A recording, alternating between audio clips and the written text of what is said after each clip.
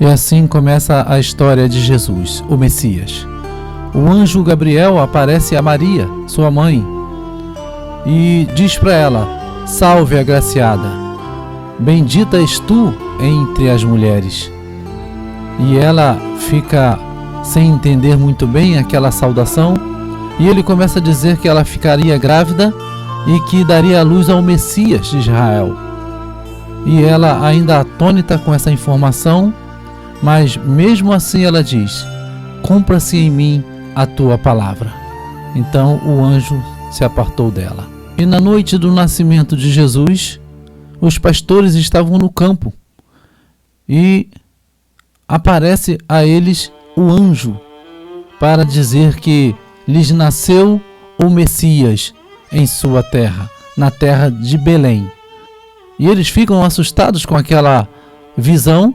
E ele diz: não temas, eis que nasceu o Messias e encontrarás envolto em panos numa manjedoura.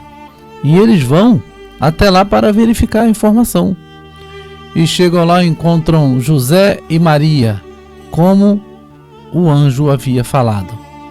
E eles se prostram e adoram o Messias. E já em seu ministério, Jesus se encontra numa sinagoga e recebe o rolo do profeta Isaías e acha onde está escrito: o Espírito de Deus está sobre mim, eis que me ungiu para pregar as boas novas, anunciar a libertação aos cativos. E ele começa a falar desse relato que está em Lucas e logo assim devolve a palavra aos anciãos daquela sinagoga.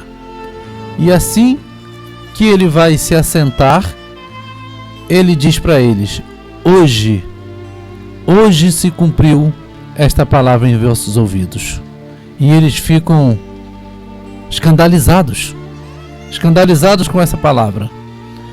E Jesus começa a ensinar a seus discípulos muitas verdades do reino, ensinando sobre humildade, ensinando sobre quem é maior e quem é o menor no reino dos céus. E ele vê uma criança e aponta para os discípulos: querem ser maior no reino dos céus? Sejam como esta criança. Como a humildade de uma criança, assim é aquele que é o maior no reino dos céus. Em outra feita lhe trazem um endemoniado, em que se jogava no fogo, se jogava na água, vivia acorrentado e dava muita tristeza aos seus pais. Então Jesus dá uma ordem e o espírito maligno o deixa. E ele cai aos pés do Senhor e Jesus o liberta. E todos ficam olhando ao seu redor e dizendo que Jesus expulsa o espírito maligno pelo espírito de Beelzebu. E Jesus lhe diz: uma casa dividida não subsiste. Eu não expulso pelo espírito de Beelzebu, mas pelo Espírito Santo de Deus. E já há quase uma semana da sua crucificação, Jesus entra em Jerusalém montado num jumentinho, como estava profetizado pelo profeta Zacarias no capítulo 9. E o povo diz: Hosana, Hosana, bendito que vem em nome do Senhor. E logo na outra semana ele está perante Pilatos para ser julgado. E o povo pede a sua crucificação. Então Pilatos manda que ele seja açoitado e logo assim crucificado. É colocado uma coroa de espinhos e ele é zombado. Colocam uma cruz nas suas costas e ele caminha para a sua morte.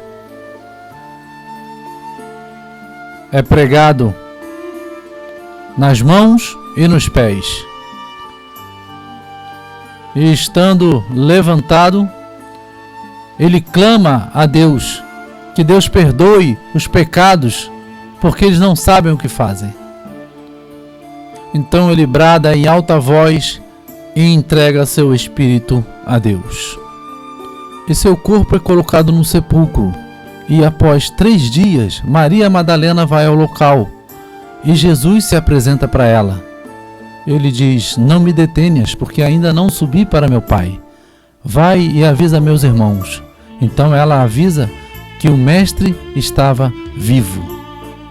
E Jesus os encontra e os encoraja, dizendo: ide e pregai o Evangelho a toda criatura. E os encoraja a continuar essa grande e maravilhosa história.